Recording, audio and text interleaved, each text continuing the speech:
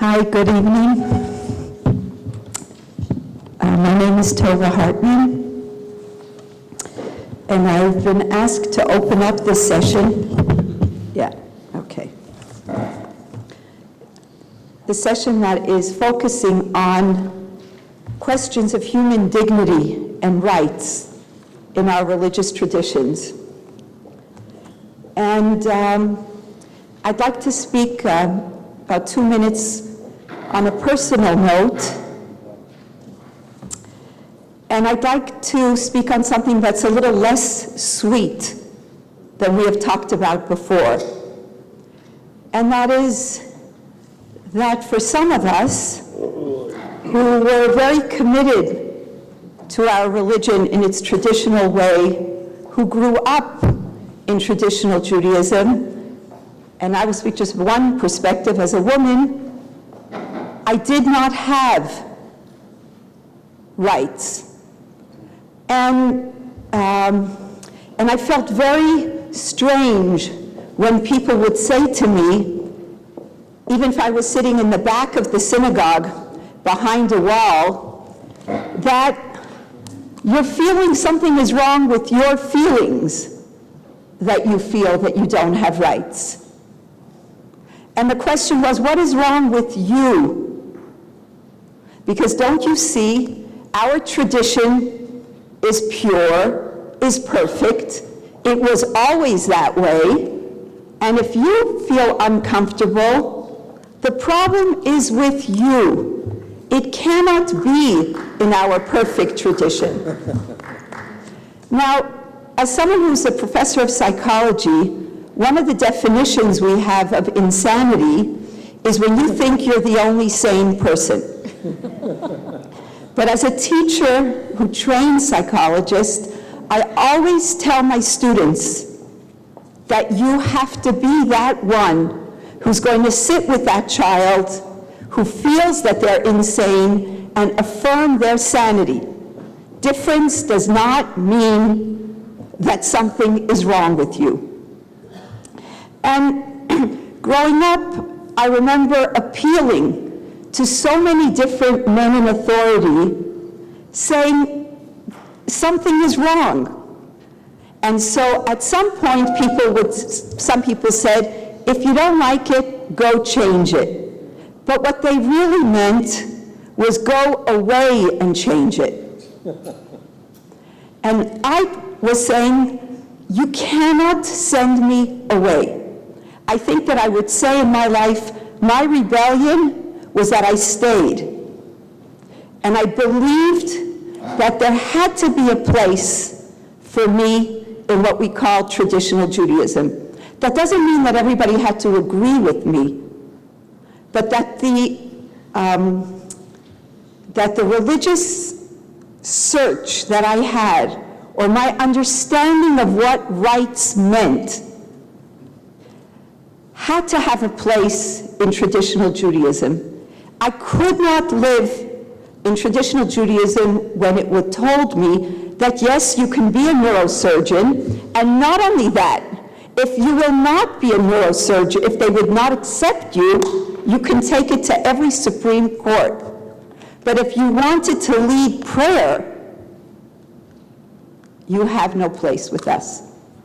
And I believed, and I still believe, it's not that other people are wrong, and there's only one way in any of that, but that need of mine and the way I wanted to bring up my daughters had to have a place in traditional Judaism. Now, how does one define what traditional Judaism is there one voice? Of course there's not. The question is, how do we live together, as Rabbi Sperber's talked about, with multiple truths? How can I, and those who feel that sometimes that when their voices are their voices in exile, how do we bring those voices back into a conversation and experience that there's religious integrity? That is the question. So that there's many aspects about human rights, and one of the things that I've experienced often in interfaith conferences that I've attended all over the world was that we so often try to bring the sweetness of our faiths. And the sweetness of our faiths is what keeps us going. It's what says, come back, don't leave, try again. But it doesn't mean that we have the solutions. And it's not always so sweet. And there are horrible sections and parts in many of our traditions. The question is, do we believe in the self-corrective mechanisms of our traditions? Can we name it? Or do we have to act like we don't know what it's really saying? So when we say somebody's killing in the name of God, we so often want to say, oh, it cannot be God. I say, yes, people are killing in the name of God.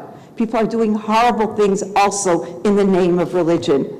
And I think that I would like to just read now 2 passages from the Hebrew Bible. And as I was preparing, I learned something from Ezekiel, where he says, in the name of God, moreover, I gave them laws that were not good. In the sense that even God expresses that we are going to have to decide how we are going to live and inherit these rules. And I will end with a sentence from Nachmanides, who interprets Leviticus, when in Leviticus it says, you shall be a holy people. And as he said, there is the reason why, in Jewish tradition, why did they add this? You should be a holy people. If we have all the laws, why did we need an extra sentence? And that is because he said, it is possible to go according to every law and still be a very horrible person. And so we needed these self-corrective thoughts, even as we received and inherited a book of laws. So I'd like now to open up this conversation about how can our traditions be voices for human rights and justice. And I'd like to call upon my friend, Rabbi Sherlow, to begin. Wonderful.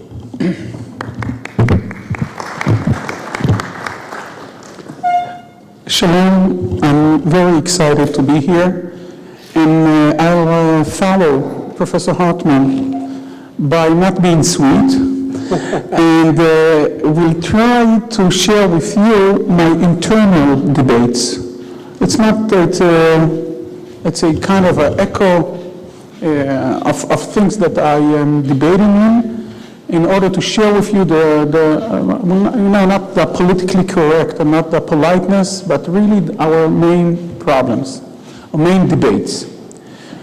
And that's really the engagement with God makes a person a better person. And my answer is, depends. I mean, many of my colleagues claim that once you are religious, once you recognize that there is the divine, the God, that someone is conducting the world, and you pray and you sacrifice and you offer and you do all those rituals, certainly you'll be a good person. You must be a good person because that makes you good. But I'm not sure. Because engagement is a kind of a meeting between who you are, what's your personality, what is your interpretation, and with the way it also reflects the way you read your literature in the holy books. And sometimes the engagement with God makes you a very, very bad guy, because you are being empowered to things, to the evil that you have in yourself. And so many times, actually every commitment, every order, and as you heard many times today, that the Judaism is being it's part of the internal character of Judaism, are the commitments of the orders. You are not sure that these orders make you a better person. I'll give you a short example. There is one of our 10 commitments that the pillars is you should respect your parents. Someone that obeys and respects his parents, is he a better guy? Is he a better person? The answer is depends. Depends. Let's say that his father abuses his sister, and he says, I have to respect my parents, I cannot protect my sister, I should admire my father, so therefore I will not do anything. I'll not complain, I'll tell her that she's the bad person, that she shouldn't go to the police. So as you see, even such a moral commitment, order of respecting your parents, that is, obvious. It's an obvious order, can make you a bad person. Someone that is not sensitive, and someone that is not responsible, and someone that doesn't know to distinguish between good and bad. So therefore, what is actually the debate? The debate is, do we have a key that will, let's say, promise us that we can be ensured that when we are promoting our religious commitments, and when we are expanding our lives towards religion or religious orders,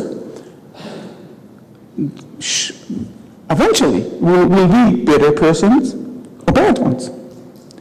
Do we have any kind of a sensor, of an indicator, of a key that we can say, if you do this, you'll be a better person? And the answer is probably no, because of two reasons. The first one is, as I said before, it depends who does these orders meet. If they meet a good person or a bad person, sometimes they can promote and enhance your evil parts of your soul. The second problem is, because sometimes the commitments towards God and towards human rights, there is a contradiction sometimes, because our commitments towards God are not only related to human rights. There are other things. And, by definition, once you have all kinds of commitments, there'll be a contradiction. It's by definition. It's not an accident. It's integral part of the way that the world is being conducted. So therefore, actually, the question that we are constantly debating, I'm saying it again, how can you promise that promoting your religious commitments will actually build a better person, and not promote and not do the opposite and and actually create you as a bad, evil person in your soul? And this is a big debate. And what's making things more problematic are the fact that, as I said before, my religion is not only human rights. My religion includes other things that we are committed to, and at least when we're talking about our nation, the belief that everyone in the nation should be committed to God actually stops and actually forces people to do things that they don't want to do. If we believe, so I'll say it more simply. If we believe, for instance, that all the Jews would keep Saturday, Shabbat, and one of the commitments is not to use your car on Shabbat. Now, if you want to apply it as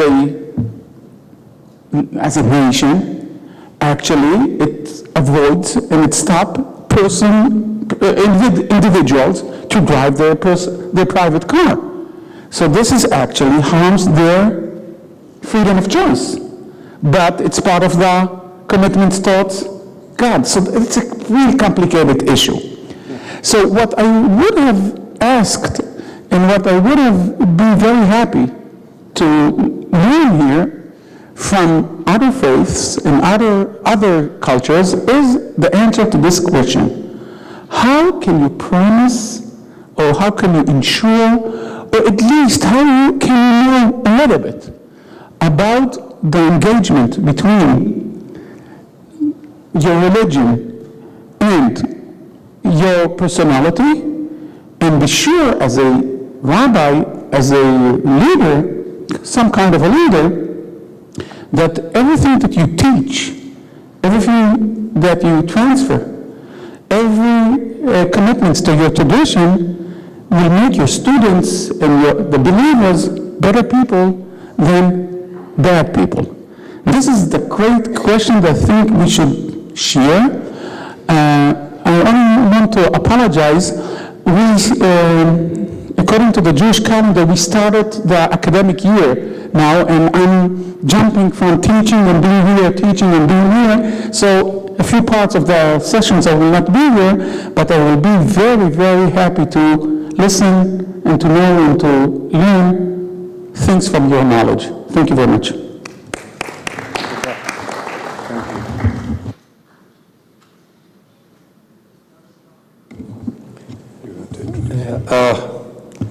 So I'm Tova Hartman.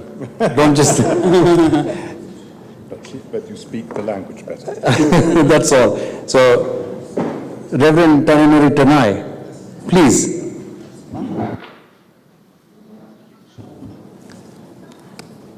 ただいまご紹介をいただきました神社本庁の前常務理事の寺井種則と申します。本来ですと英語でスピーチをしなければならないんですけれども、残念ながら私は英語が不得意でございます。そんなことで日本語で、スピーチをさせていただくことをお許しをいただきたいというふうに思います。Well, thank you very much for introduction.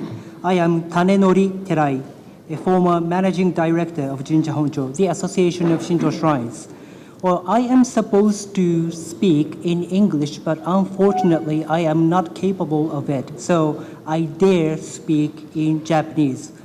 Please allow me to do so. 東アジアの宗教指導者の皆様、そして国際機関の代表者の皆様、そして会場にお集まりの皆様、この度はこのような場において発言する機会をいただきましたことを誠に光栄に存じております。国庫エルサレムにおいて各国の伝統宗教の指導者や国際機関の代表者が一堂に会し、こうして国際的な対話の機会を持ちますことは大変意義深いことであると存じます。本会議の運営に尽力をしていらっしゃいますご関係の方々に心より敬意を表しますとともに、ご招待に厚くお礼を申し上げたいと思います。Dear religious leaders, representatives from international organizations, distinguished guests, ladies and gentlemen, it is my honor to have an opportunity to speak on such a significant occasion. It is very meaningful for the world that religious leaders and representatives from international bodies get together to have an international dialogue here in Jerusalem.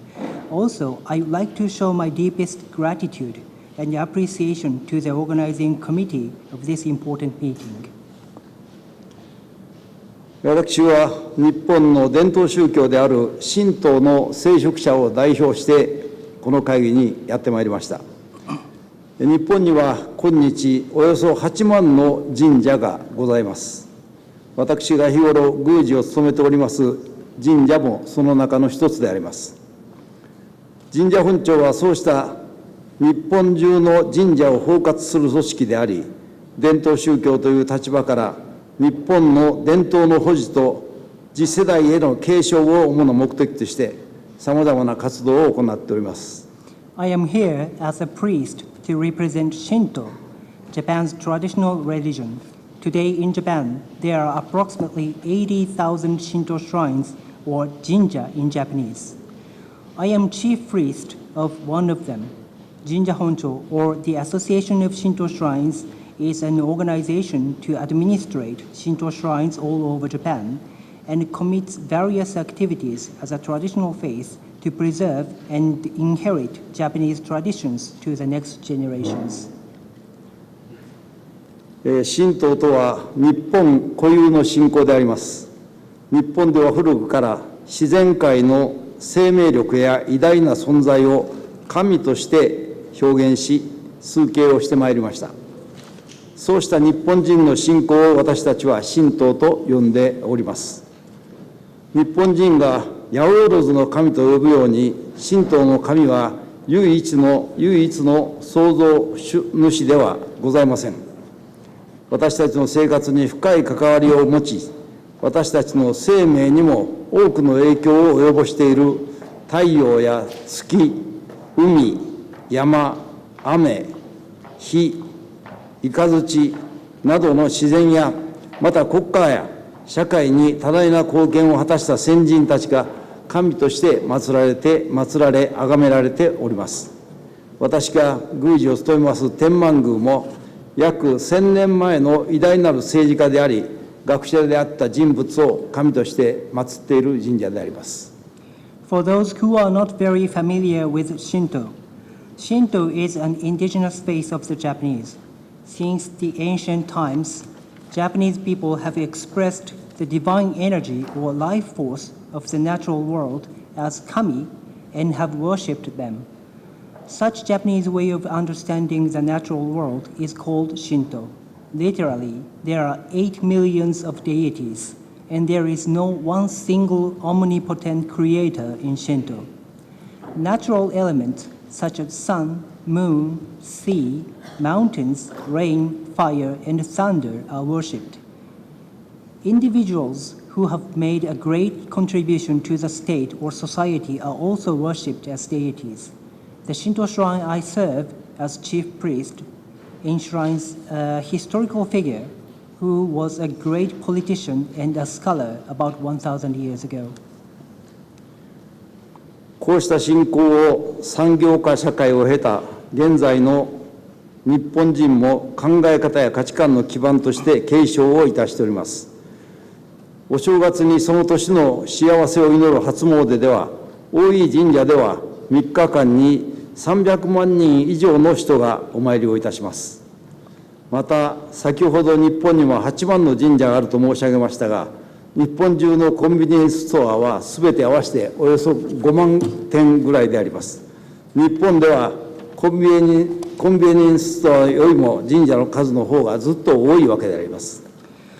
Though Japan has experienced modernization and industrialization, Japanese people today still succeed such faith as a way of life and a way of thinking. On the new year, people visit Shinto shrines to wish for happiness of the year, and some popular Shinto shrines have more than 3 million visitors within the first 3 days of the year. I mentioned that there are approximately 80,000 Shinto shrines in Japan. The number of convenience stores, you know what that is? In Britain, those shops are called newsagent. The number of convenience stores in Japan is about 50,000.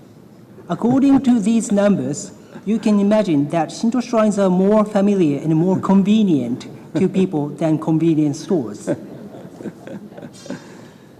私は神道はいわゆるレリジョンとは少々異なると考えております。神道は日本人の伝統文化、日本人としての伝統的な感性であり、もっと生活に直結したものであります。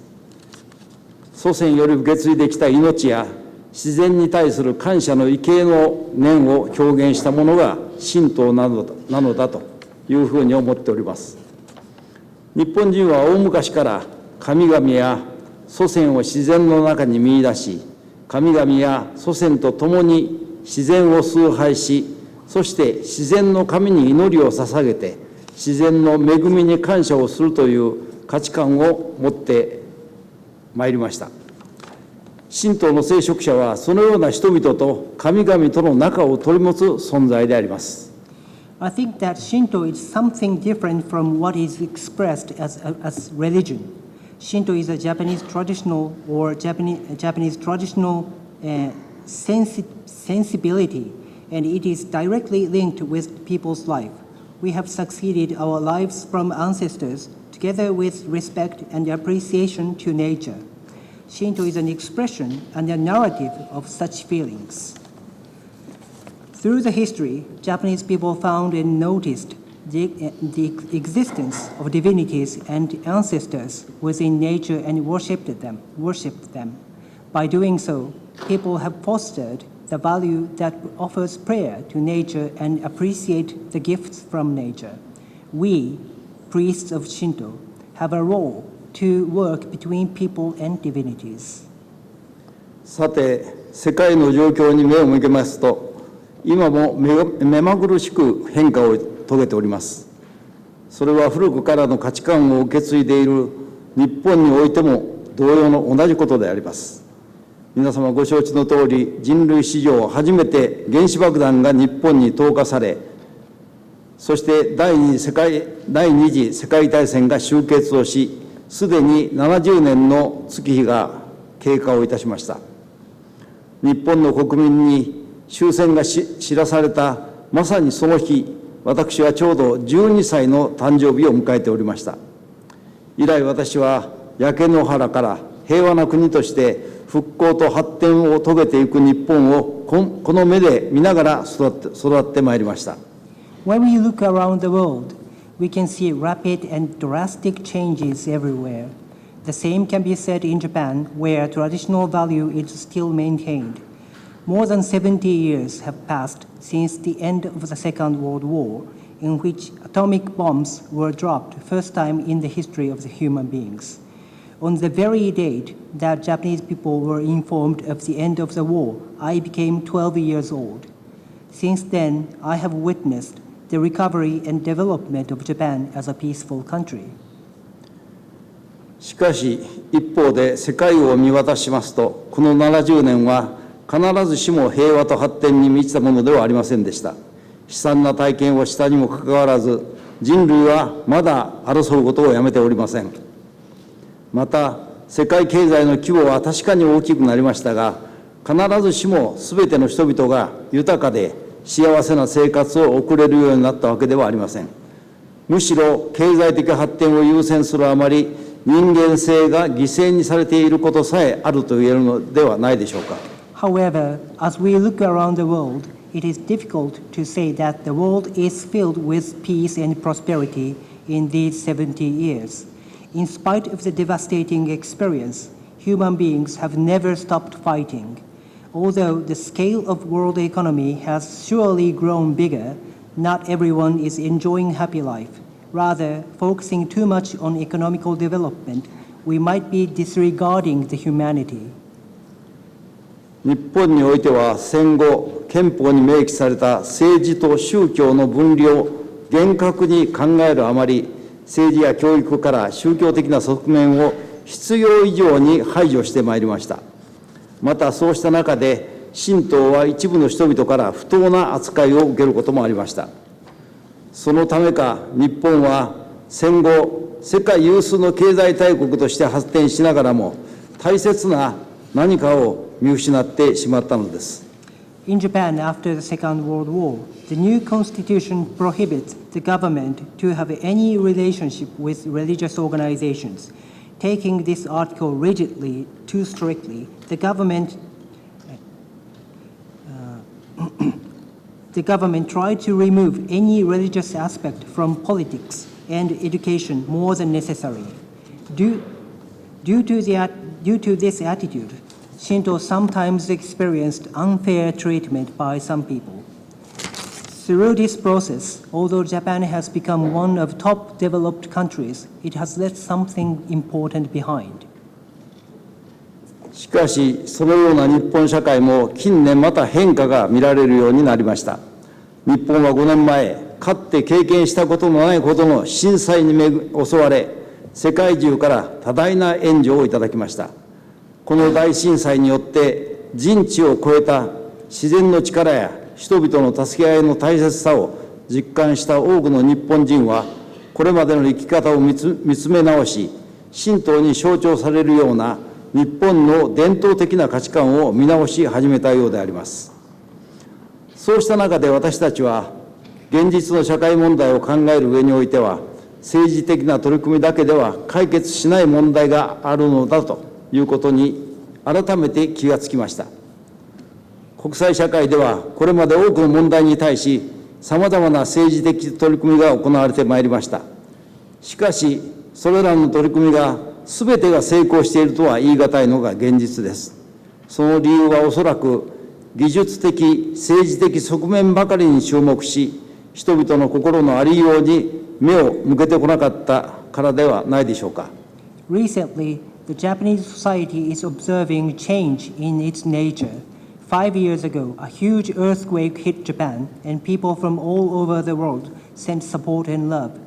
Realizing the power of nature and the importance of mutual support, Japanese people started to change their way of life and re-recognized the traditional value of Japan, such as Shinto. I realize that there are realistic issues and problems of societies which cannot be solved by political initiatives. The international society has tried to adopt political initiatives to various issues, but it can be hardly said that all of such tries were successful. The reason is probably that the focus was on technical and political aspects, not on spiritual aspect. 神社本庁では2年前、環境保全活動に携わる世界中のさまざまな関係者を日本の聖地伊勢にお招きし、国際社会の抱える問題の一つでもある自然環境と持続可能な開発について宗教的な側面から考えるシンポジウムを開催をいたしました。この伊勢という場所は、日本の天皇陛下の祖先とされている女神をお祭りする伊勢神宮という神社があります。伊勢神宮はパリ市とほぼ同じ広さを持つ森林に囲まれた日本人の伝統的な精神文化を象徴する聖地であります。2 years ago, Jinja Honcho held an international symposium in Ise, the sacred place of Japan, to discuss natural environment and sustainable development from religious perspective, inviting those who are involved in conservation activities around the world. In Ise, there is a Shinto shrine named Ise Jingu, where the ancestral deity of the Japanese emperor is enshrined. Ise Jingu is surrounded by forest that is about the same size as the city of Paris and represents the spirituality of the Japanese. このシンポジウムには各国の宗教代表者や国際連合をはじめとする国際機関の代表者の方々が参加をされました。会議の参加者たちは、うっそうとした森の中で繰り返し建て替えられ続けてきた伊勢神宮を実際に訪れ、日本人の信仰や自然観を体感したことで、かつては彼らの世界にもあったであろう素朴で原始的な価値観を思い起こす機会になったのではないかというふうに思います。国際連合の皆さん方も、持続可能な開発には歴史と伝統に基づいた価値観を維持している信仰の手助けが不可欠だ、このように述べておられました。In this symposium, there were religious leaders and representatives of international bodies such as the UN. The participants visited the Ise Jingu, which has been continuously rebuilt in a deep forest, and I suppose it might have been an opportunity for them to recall the simple but profound value that they have had in the past by actually experiencing the Japanese faith and the view on nature. A representative from the UN pointed that the support from faith that maintain historical and traditional value is essential for sustainable development. また、伊勢と同じように日本人の精神文化にとって重要な場所の別の一つに富士山があります。日本一高い山であり、日本を象徴する山でもあります。山の神を存在すると考える日本では、富士山も当然また信仰の対象であり、同時に聖地でもあります。富士山では毎年およそ20万から30万人の登山者がその山を目指して登拝をいたします。彼らの歩く登山道は一つではありません。険しい道もあれば、景色の美しい道もあります。私は信仰もこの登山道と同じではないかと考えます。平和や人権、自然環境など、私たちが共有している大きな理想は、例えれば富士山のような高い山であります。